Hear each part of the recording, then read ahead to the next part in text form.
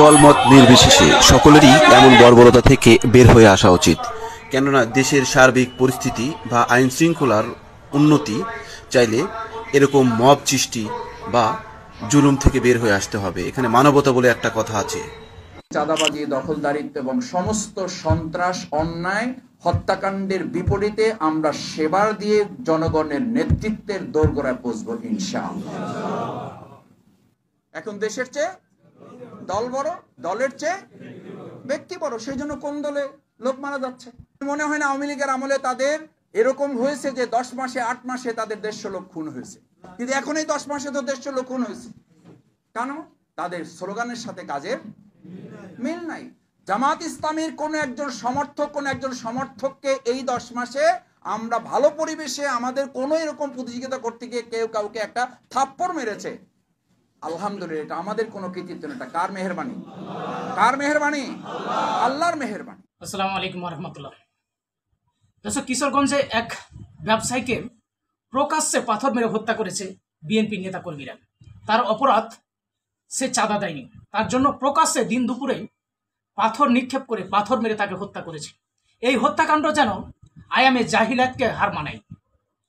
বিগত সরকার তথা লেডি ফেরাউনের আমলে হয়তো এমন হত্যাকাণ্ড হয়তো দেখেনি, যে প্রকাশ্যে একটা মানুষকে চাঁদা না দেওয়ার অপরাধে এভাবে পাথর মেরে হত্যা করছে।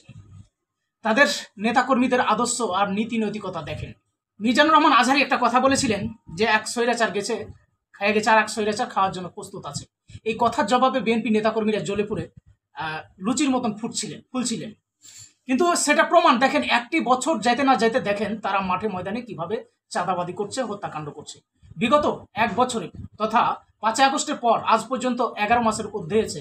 এই 11 মাসে বিএনপির দলের ভিতরে কন্দলে তাদের নেতাদের হাতে তাদের নেতাকর্মীরাই হত্যা হয়েছে প্রায় 170টা মতন। এখনকার বর্তমান এতেই 170টা মতন তাদের নেতাকর্মীদের কন্দলে তাদের লোকই হত্যা হয়েছে। আর বাইরে কত হয়েছে এটা তো সীমা নেই। এরকম দেখেন, প্রকাশ্যে একজন ব্যবসায়ীকে চাঁদা দেয়নি, তার জন্য তো প্রকাশ্যে হত্যা করেছে। অথচ আপনি দেখেন বাংলাদেশে শুধু কি বিএনপি আছে আর অন্যান্য রাজনৈতিক দল নাই, তাদের বিরুদ্ধে এরকম কন্দল নাই। কন্দল যদিও থাকে, অন্যান্য রাজনৈতিক দল তারা তো হত্যাকাণ্ডে জড়িত নয় না। বাংলাদেশ জামাত ইসলামের আপনি দেখেন তো 5 আগস্টের পর থেকে এ পর্যন্ত তাদের দলের ভিতরে কোনো কন্দল হয়েছে? কন্দলে একজন কর্মী, একজন নেতা বা একজন কর্মীকে থাপ্পড় মেরেছে, এটা কোনো প্রমাণ পাবেন? যেটা ডক্টর শফিকুল ইসলাম মাসুদ ভাইয়ের বক্তব্যতে আপনারা শুনতে পেয়েছেন।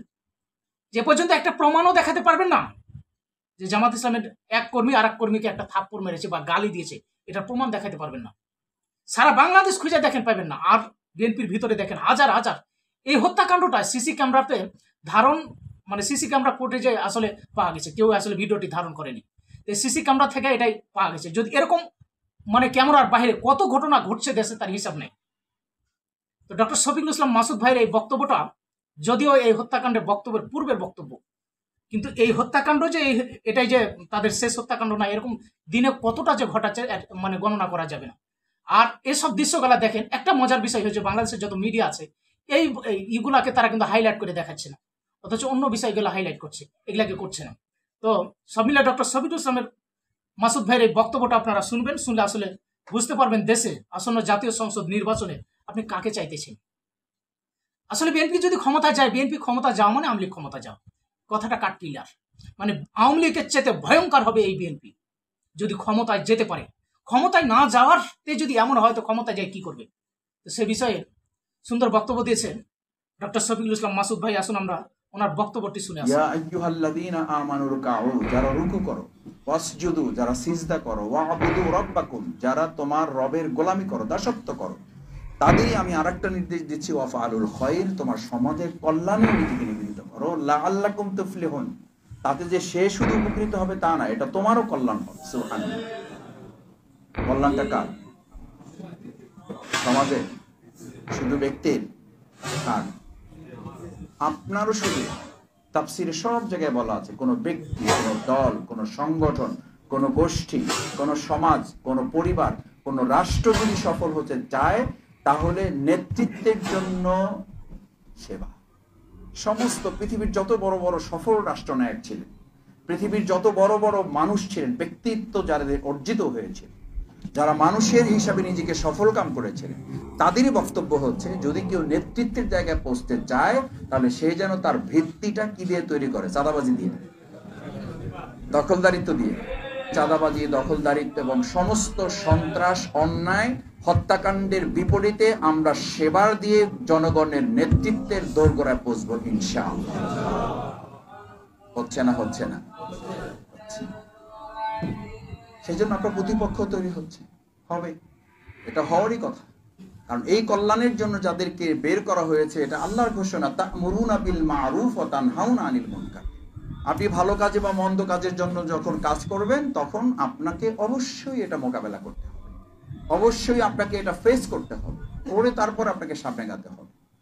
বাংলাদেশ জামাত ইসলামী এই কাজগুলো বিগত 17 বছর যখন সকলের সেবা আমাদের নেওয়ার কথা ছিল, সেই 17 বছরে আমরা আমাদের সবটুকু দিয়ে যখন করোনায় আমরা একদিকে মাস্ক পরি হচ্ছে করোনা ভাইরাস থেকে মুক্তি পাওয়ার জন্য, আর একদিকে আমরা আওয়ামী ভাইরাস থেকে বাঁচার জন্য মাস্ক ব্যবহার করতে এই জাতির ভদ্র মানুষেরা, যাতে আওয়ামী ভাইরাস থেকেও বাঁচা যায়। সেই সময় আমাদের ভাইয়েরা, এই আপনারা এখানে যারা আছেন, যখন ডাক্তাররাও কোথাও যেতে পারে নাই, পৌঁছতে পারেন নাই, অথবা যেতে পারতেন না, সেই সময় ঝুঁকি নিয়ে বাংলাদেশ জামাত ইসলামী তার কর্মীরা রাত 2টা 3টা, সকালে, দিনে, বিকেলে, যে কোনো সময় ডাক আসতো, আমরা সেই ভাইদের, সেই বোনদের, সেই ভিন্ন ধর্ম, দল, মতের ঊর্ধ্বে উঠে, বর্ণের ঊর্ধ্বে উঠে আমরা তাদের কাছে পৌঁছে গিয়ে তাদের চোখের পানিতে সিক্ত হওয়া সংগঠনের নাম বাংলাদেশ জামাত ইসলামী।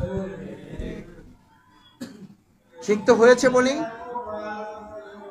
বাংলাদেশ জামাত ইসলামী আজকে এই জনগণের ভালোবাসায় সিক্ত হয়েছে।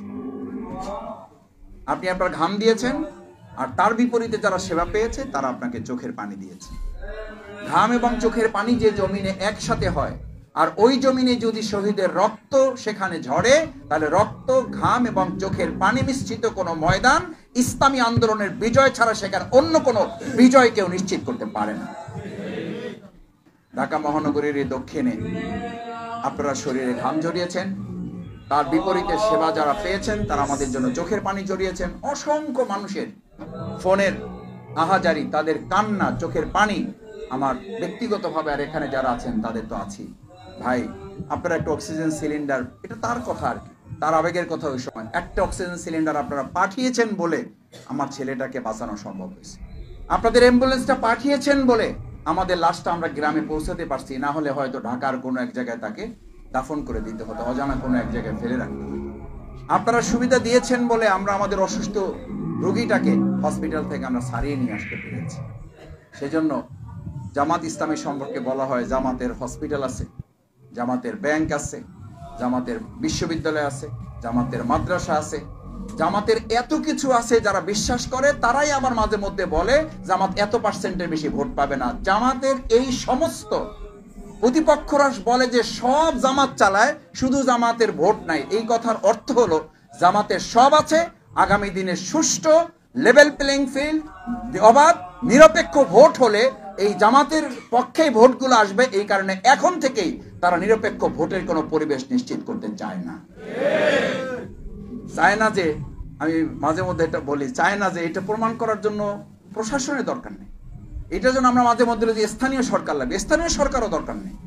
আমি তাদের পত্রিকার রিপোর্ট দেখেছি, আপনারাও নিশ্চয়ই দেখেছেন, যে তাদের নিজস্ব সম্মেলন যে কাউন্সিল হয়, সেই কাউন্সিলে মানে সেখানে কাউন্সিলর হয়েছে হয়তো, মানে যারা ভোট দিবে সংখ্যা হইলো 120 জন, ভোট পড়ছে 157 জন। এরপর ওখানে ঘেরাও করছে, কাউন্সিলররা ঘেরাও করছে যে ভাই এই যে 120 জনের পরে বাকি 27 জন যে ভোট দিল তারা কারা, এটা আমাদের জানতে হবে, নাহলে এটা ভোট বাতিল করতে হবে। একটা দল যাদের কাউন্সিল ঠিক মতো বৈধভাবে করতে পারে না, তারা বাংলাদেশের জনগণকে অবাধ, সুষ্ঠু, নিরপেক্ষ ভোটের নিশ্চয়তা দেবে, এটা হাস্যকর ছাড়া এটা বাস্তবে কোনো রূপ নিতে পারে। এখন দেশের চেয়ে দল বড়, দলের চেয়ে ব্যক্তি বড়, সেই জন্য কোন দলে লোক মারা যাচ্ছে। মনে হয় না আওয়ামী লীগের আমলে তাদের এরকম হয়েছে যে 10 মাসে 8 মাসে তাদের 150 লোক খুন হয়েছে, কিন্তু এখন এই 10 মাসে তো 150 লোক খুন হয়েছে। কেন? তাদের স্লোগানের সাথে কাজের মিল নাই। জামাত ইসলামীর কোন একজন সমর্থককে এই 10 মাসে আমরা ভালো পরিবেশে আমাদের কোনো এরকম প্রতিযোগিতা করতে গিয়ে কেউ কাউকে একটা থাপ্পড় মেরেছে, আলহামদুলিল্লাহ, এটা আমাদের কোনো কৃতিত্ব না। এটা কার মেহেরবানি? কার মেহেরবানি? আল্লাহর মেহেরবানি। সমাজের কল্যাণে কাজ করার জন্যই তো মীর কাসেম আলী মিন্টু ভাই দেশে এসে জীবন দিয়ে শহীদ হয়েছেন। ওনাকে বলা হয়েছিল আপনি দেশে আসার দরকার নাই, উনি বলেছেন আমি আমার যে কল্যাণমূলক কাজগুলো করেছে, আমার হাসপাতাল, আমার ব্যাংক, আমার পত্রিকা, আমার টেলিভিশন, এই কাজগুলো তো আমার না, এই কাজগুলো দেশের মানুষের কল্যাণের জন্য করেছি। যদি আমি মরি, আমার দেশে মরবো, আমার এই সমাজ কল্যাণের প্রতিষ্ঠানে বসে আমি শহীদ হব, তারপর এগুলো থেকে আমি পিছু হটবো। শহীদ আব্দুল কাদের মোল্লা ভাই একইভাবে দেশের কল্যাণে নিজেদেরকে নিবেদিত করেছিলেন। শহীদ মাওলানা মতিউর রহমান নিজামী ভাই, উনি তো ওনার পরিবারকে স্পষ্ট বলেছেন, আমার রক্তের উপর দিয়ে যদি এরকম একটা সুন্দর কল্যাণমূলক রাষ্ট্র গঠিত হয়, তাহলে আমার মতো শহীদ নিজামীর রক্তের কোনো মূল্য নাই। এই দেশকে আগে কল্যাণমূলক রাষ্ট্র হিসেবে প্রতিষ্ঠায় যদি আমার রক্ত কাজে লাগে, আমি দিতে প্রস্তুত আছি। আপনারা সেই আন্দোলনের অনুসারী। সুতরাং আমাদের ভাইয়েরা তো সেই জীবন বাজি রেখে এই সমাজ পরিবর্তনে, সমাজের কল্যাণ প্রতিষ্ঠা করার জন্য তারা কাজ করেছেন। ইবাদত হিসেবে এটাকে তারা নিয়েছেন এবং সেই ইবাদত করতে গিয়ে তারা আত্মসমর্পণ করেন নাই। আপনাদের ভালো মনে আছে, এই জাতির কল্যাণে আমরা টিপাই মুখ বাদের ব্যাপারে যখন প্রথম কথা বলতে মাঠে নেমেছি, সেই সময় থেকে আমাদের বিরুদ্ধে আন্দোলন করা শুরু হয়। তারপর থেকে আমাদের নেতৃবৃন্দকে টার্গেট করেছে পার্শ্ববর্তী রাষ্ট্র এবং রাষ্ট্রের এই দেশের কতিপয় দালালেরা। টিপাই মুখ বাদ নিয়ে আমরা কথা বলেছি, আমাদের অপরাধ ছিল এটা। সুতরাং বাংলাদেশ জামাত ইসলামী সমাজ কল্যাণমূলক কাজের এই প্র্যাকটিসটি হঠাৎ করে আজকে নতুন কোনো প্রভাবিত বিষয় না। এটি জামাত ইসলামীর ঐতিহ্যগত ব্যাপার, এটি জামাত ইসলামীর ঐতিহাসিক ব্যাপার, এটি জামাত ইসলামীর জন্মসূত্র থেকে এই কাজ আমরা করে আসছি। আমরা কি এটা করতে পারবো ইনশাআল্লাহ? আমরা কারিগরি প্রশিক্ষণের ব্যবস্থা করেছি, ড্রাইভিং প্রশিক্ষণের ব্যবস্থা করেছি, আত্মকর্মসংস্থান আমাদের। খালি আমরা মুখে এখন শুনতেছি, ক্ষমতায় আসলে আমরা 2 কোটি লোকের চাকরির ব্যবস্থা করে দেব। কয় কোটি? 2 কোটি। তো আমি মাঝে মধ্যে একটা গল্প আমার মনে পড়ে, যে ওই যে মামুবাড়ি থেকে আসছে, আসার পরে জিজ্ঞেস করছে যে মামুবাড়ি থেকে কি নিয়ে আসছে? কয় আলহামদুলিল্লাহ 4টে গরু পাইছি। তা কিরকম? কয় 2টা দিতে চাইছে আর 2টা দিবে। তো বলছে যে কয়টা পাইছো? কয় 4টে পাইছি। কয় যে আসলে কই 4টে কোথায়? কয় কি বলছে? বলছে 2টা দিতে চাইছে আর 2টা দিবে বলছে। পাইছে কয়টা? একটাও পায় নাই। বাংলাদেশ জামাত ইসলামী জনগণ জামাত ইসলামীর কাছে ক্ষমতা হস্তান্তর করলে কি করবে, তার একটা ছায়া সরকার আমরা বিগত 17 বছরে এই ঢাকা নাগরিকদের সামনে তুলে ধরতে সক্ষম হয়েছে, আলহামদুলিল্লাহ। এর অংশ হচ্ছে আমরা আত্মকর্মসংস্থানে যখন তরুণরা, যুবকেরা, মায়েরা, বোনেরা যখন তাদের চাকরি হারিয়েছে, করোনা সংকটকালে ব্যবসা বন্ধ হয়ে গেছে, আমাদের ভাইদেরকে আমরা ডেকে ডেকে তাদের দোকানের ব্যবস্থা করেছি, তাদের ক্ষুদ্র ব্যবসার ব্যবস্থা করেছি, তাদের আত্মকর্মসংস্থানে যে যেটার জন্য উপযুক্ত সেই ব্যবস্থা আমরা করেছি। তারা বলছে করবে, আর আমরা করেছি। জনগণ কাদের দিকে যাবে? করবে তাদের দিকে নাকি করছে যারা তাদের দিকে? আমরা জনগণের কাছে সিদ্ধান্ত ছেড়ে দিলাম। আমরা আশা করি জনগণ নিশ্চয়ই জামাত ইসলামীকে মূল্যায়ন করবে এবং অন্য যারা কথা বলেন তাদেরকেও মূল্যায়ন করবে। আমিরে জামাত একটা কথা বলেন, বাংলাদেশ জামাত ইসলামীর সাথে অন্যান্য রাজনৈতিক দলের অনেক পার্থক্য আছে, তার মধ্যে একটা মৌলিক পার্থক্য হচ্ছে জামাত ইসলামী যা করে সেটা বলে, আর যা বলবে সেটা অবশ্যই করবে, এবং করবে বলেই জামাত ইসলামীর 10 জন নেতাকে অন্যায়ভাবে হত্যা করা হয়েছে, তারপর আমাদের কথা থেকে আমরা এক চুল পরিমাণে সরে যাই না। আমি শুধু আমার ছোট্ট একটা উপজেলার কথা যদি বলি, আমি ঢাকার কথাও যেমন জানি, ঢাকায় এই সমস্ত ভাইদের আত্মকর্মসংস্থানের ব্যবস্থা করা হয়েছে, এখানে দেখে এখানে শিখে।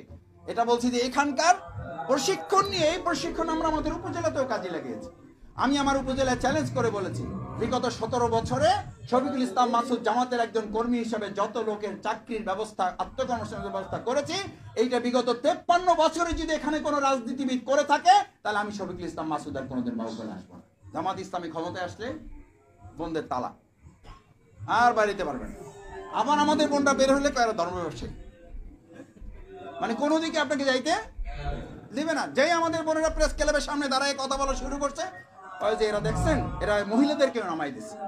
আবার যেই আমরা বোনদের ব্যাপারে শরীয়তের বিধানের কথা বলি, বলেছে যে খবরদার জামাত ইসলামী ক্ষমতায় আসছে কিন্তু আপনাদেরকে আর ঘর থেকে বাইরে দিয়ে দেবেন।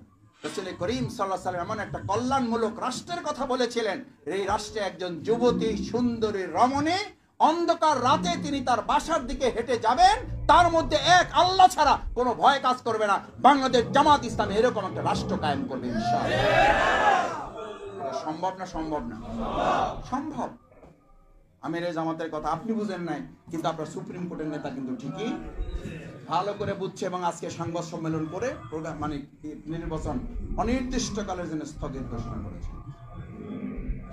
আপনি কোন স্বার্থে করেছেন আমরা জানি না, কিন্তু কথা সত্য বলেছেন। এই কথাটাই তো আমিরে জামাত বলতেছেন যে নির্বাচন গুরুত্বপূর্ণ, কিন্তু নির্বাচনে সুষ্ঠু লেভেল প্লেইং ফিল্ড তার চেয়েও গুরুত্বপূর্ণ। আমরা এই জন্য বিচারের কথা বলেছি। বিচার না করলে, আগাছা দমন না করলে, ফসলে পোকা দমন না করলে আপনাকে সমাজের কল্যাণ করতে হবে, কিন্তু অকল্যাণ দূর করার জন্য তো বলা হয়েছে তা'মুরুনা বিল মারুফ ওয়া তানহাউনা আনিল মুনকার। সৎ কাজের আদেশ করতে হবে, অসৎ কাজের নিষেধ প্রতিরোধ করে তুলতে হবে। রাজপথে অন্যায় অসত্যের মোকাবেলায় নেতৃত্ব আমরাও দিতে পারি। আমরা দিয়েছি বলে আমাদেরকে নিষিদ্ধ করা হয়েছে, আমরা দিয়েছি বলে আমাদের প্রতিঘরণ করা হয়েছে, আমরা করেছি বলে আমাদের নিবন্ধন বাতিল করা হয়েছে। আর কোন দলকে করা হয়েছে? এই মুহূর্তে দরকার, এই মুহূর্তে দরকার এই সংস্কার না করলে একটা প্রহসনের নির্বাচন হবে, তাতে কোনো এটা বুঝতে কি মানে মাস্টার ডিগ্রি পাস করা লাগবে? আপনি মুখে এক কথায় বলেন, দ্বিচারিতা তো আপনারা করেন, আপনাদের বক্তব্য তো দ্বিচারিতা। একদিকে বলেন ফ্যাসিস্টরা এখনো সরকারের কানায় কানায় বসে আছে, তো কানায় কানায় বসে আছে, সেই কানায় কানায় বসে থাকা দোসর দিন নিয়ে আপনি ইলেকশন করবেন কিভাবে? আপনি পাগল হয়ে গেলেন কেন নির্বাচনের জন্য? তাহলে আমাদের নির্বাচিত সরকারও দরকার, তার আগে বিচার এবং সংস্কারও দরকার। তাদেরই বক্তব্য হচ্ছে এটা ছাত্রদের শিক্ষার্থীদের আন্দোলন, এই আন্দোলনের সাথে আমাদের কোনো সম্পর্ক নাই। আবার এখন শুনতেছি এই আন্দোলনের কমান্ডার, সেক্টর কমান্ডার একজন ছিলেন নাকি যাত্রাবাড়িতে, অথচ ওনাদের দলের নেতাই বলতেছেন এই শিক্ষার্থীদের আন্দোলনের সাথে ওনাদের কোনো। আরে ভাই, আপনি যদি সেক্টর কমান্ডার হন তাহলে আগে আপনার মূল নেতার সাথে কথা বলে তারপরে বক্তৃতা করেন। যখন আপনার নেতারা এটা বলে যে আমাদের সাথে শিক্ষার্থীদের সম্পর্ক নাই, তখন জামাত ইসলামী সাংবাদিক সম্মেলন করে জাতির উদ্দেশ্যে শুধু জামাত ইসলামী ছাত্র শিবির নয়, গোটা জনতাকে রাজপথে বেরিয়ে আসার আহ্বান জানিয়েছে। জনগণ বুঝে বলেই যে জনগণ 53 বছরের সমস্ত পচা গলা পদ্ধতি রেখে এবার নতুন কিছু দেখার জন্য নতুন বাংলাদেশে তারা প্রবেশ করেছে। আমরা নতুন কিছু দিতে চাই, নতুন কিছু দেওয়ার সাহস করেন, নতুন কিছু দেওয়ার জন্য উদ্যোগ গ্রহণ করেন। যদি জামাত ইসলামী হেরে যায়, যাবে। মুখে বলতেছেন জাতীয় সরকার, আসলে অন্তরে অন্তরে আপনি যে জাতীয় সরকার চান না, তার সবচেয়ে বড় প্রমাণ হচ্ছে আপনি এই প্রপোর্শনাল রিপ্রেজেন্টেশনের বিরোধিতা করছেন। প্রত্যেকে আত্মীয় স্বজন, বন্ধু বান্ধব, শুভাকাঙ্ক্ষী, শুভানুদ্দায়ী, সমর্থক, সহযোগী যা আছে, যারা দুর্নীতির বিপক্ষে বলবেন এই প্রোগ্রাম আপনার, যারা চাঁদাবাজের বিপক্ষে বলবেন এই প্রোগ্রাম আপনার, যারা দখলদারের বিপক্ষে এই প্রোগ্রাম আপনার। 2024-এর 5ই আগস্ট রাস্তায় কি শুধু দলের লোকেরা নামছিল নাকি অন্যায়ের বিরুদ্ধে লোকেরা নামছিল? অন্যায়ের বিরুদ্ধে। পারবেন ইনশাআল্লাহ? কারণ ওই দিনও প্রোগ্রামে মানুষ নেমেছিল অন্যায়ের বিরুদ্ধে, অসত্যের বিরুদ্ধে, দুর্নীতির বিরুদ্ধে, চাঁদাবাজের বিরুদ্ধে, স্বৈরাচারের বিরুদ্ধে। আর আমাদের 19শে জুলাই প্রোগ্রামটাও দুর্নীতিবাজ, চাঁদাবাজ, সন্ত্রাস, বিচার, সংস্কার, এই সব কিছু পারা যাবে ইনশাআল্লাহ। কিন্তু এটা মানুষের কাছে পৌঁছাইতে হবে। এই পৌঁছানোর দায়িত্ব এখানে যারা আছেন, টার্গেট নিয়ে ঘরে ঘরে এগুলো বাস্তবায়নের মধ্যে দিয়ে আসুন। আল্লাহ সুবহানাহু ওয়া তাআলা যেন আমাদের সমাজের কল্যাণে, মানুষের জন্য কাজ করা, সমাজ কল্যাণমূলক একটা রাষ্ট্র বিনির্মাণের যে দায়িত্ব আল্লাহ সুবহানাহু ওয়া তাআলা আমাদের উপর অর্পণ করেছেন, সেই দায়িত্ব পালনের মধ্য দিয়ে আল্লাহর কাছে যেন হাজির হতে পারে। আল্লাহ তাআলা আমাদের তৌফিক দিন। সকলে বলুন আমিন। আসসালামু আলাইকুম।